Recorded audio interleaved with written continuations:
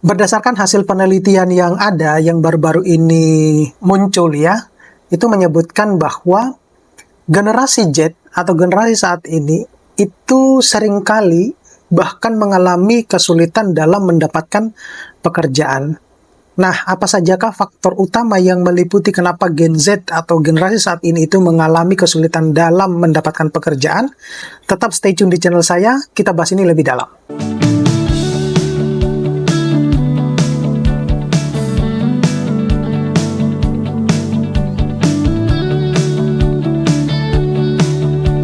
Assalamualaikum warahmatullahi wabarakatuh.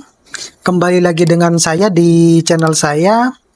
Nah, jangan lupa adik-adik untuk terus mendukung channel saya dengan cara mengklik tombol subscribe, like, share, dan komen.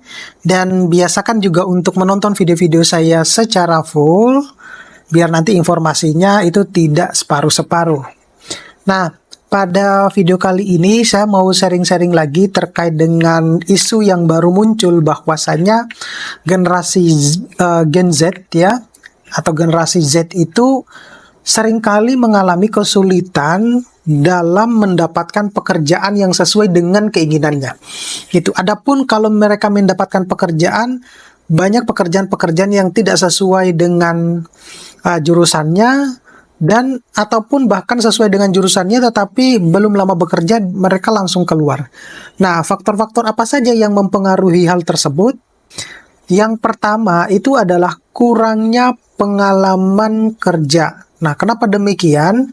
Nah, generasi Z atau Gen Z ini baru saja memasuki pasar kerja, sehingga mereka cenderung memiliki pengalaman kerja yang lebih sedikit dibandingkan dengan generasi-generasi sebelumnya, seperti misalnya generasi milenial ya.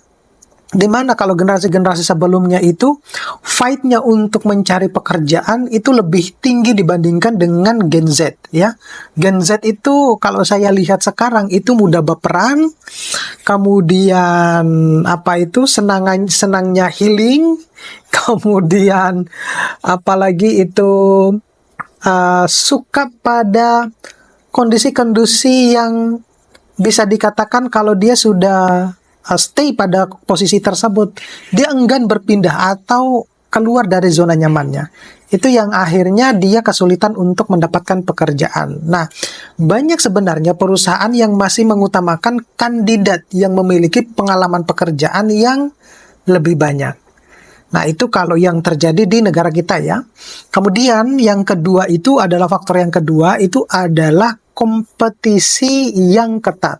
Nah, pada pasar kerja saat ini sangat kompetitif, yaitu yang harus disadari oleh generasi Gen Z ya.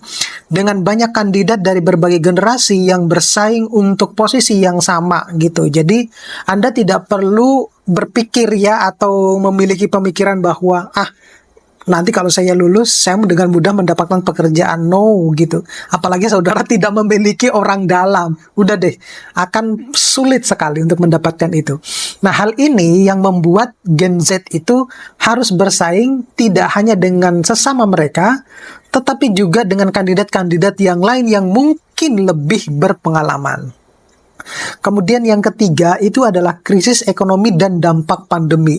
Nah, ini kita tidak bisa pungkiri bahwa dampak pandemi itu telah banyak mengakibatkan perusahaan-perusahaan mengalami atau mengurangi jumlah karyawan atau menunda perekrutan gitu ya, karena mereka harus memperbaiki dulu nilai perekonomian perusahaannya agar dia stabil gitu perusahaannya.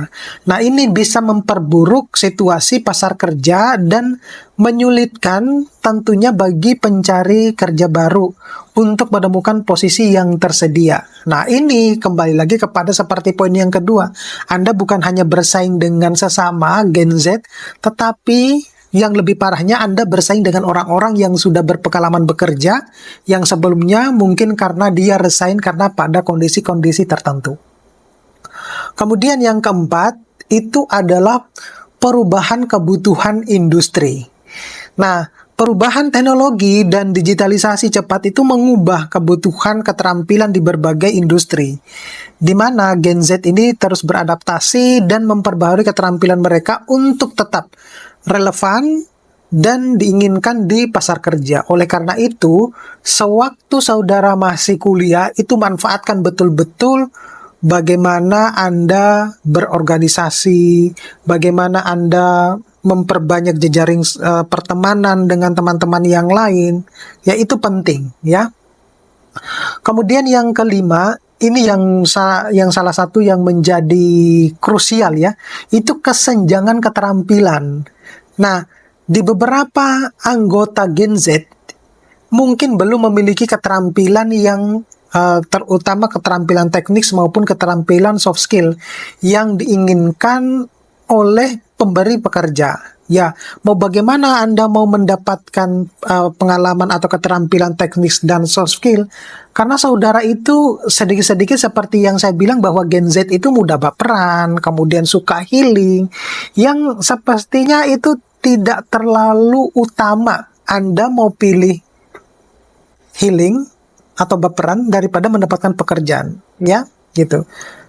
Nah, ini bisa termasuk kemampuan di dalamnya, ya. Kalau soft skill itu bisa misalnya kemampuan komunikasi, kemudian pemecahan masalah, atau keterampilan teknis khusus yang dibutuhkan di industri tertentu. Nah, kalau misalnya Gen Z nih melamar ke sebuah industri, kemudian ditanya, keterampilanmu apa? Itu Anda akan kesulitan untuk menjawabnya, gitu ya. Kalau dijawab bahwa keterampilanmu apa? Gitu. Nah, kemudian yang keenam itu adalah pendidikan yang tidak sesuai dengan kebutuhan industri. Nah, tidak bisa dipungkiri bahwa 90% lulusan sarjana maupun magister itu rata-rata salah memilih jurusan ketika mereka menempuh pendidikan terutama yang sarjana. Pada akhirnya, ketika mereka sudah lulus, itu selalu mendapatkan pekerjaan yang tidak sesuai dengan jurusannya, bahkan tidak sesuai dengan kebutuhan industri. Oleh karena itu, penting buat adik-adik untuk mencari atau memikirkan dulu jurusan mana yang tepat atau yang setidaknya dalam 4 atau 5 tahun ke depan itu masih sangat dibutuhkan, ya, gitu. Apalagi sekarang itu sudah teknologi artificial intelligence, bahkan pekerjaan-pekerjaan, kalau adik-adik tahu, ya, pekerjaan-pekerjaan yang bisa kita remote dari rumah itu bisa banyak menghasilkan penghasilan, ya.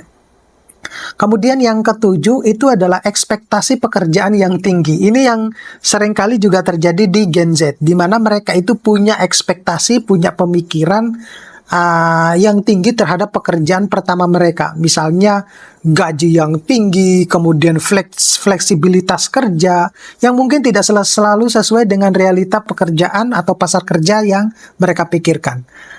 Anda mau mengharapkan gaji yang tinggi, sedangkan saudara itu hanya lulusan S1, bahkan belum berpengalaman, tanpa skill juga, mau mengharapkan gaji yang tinggi.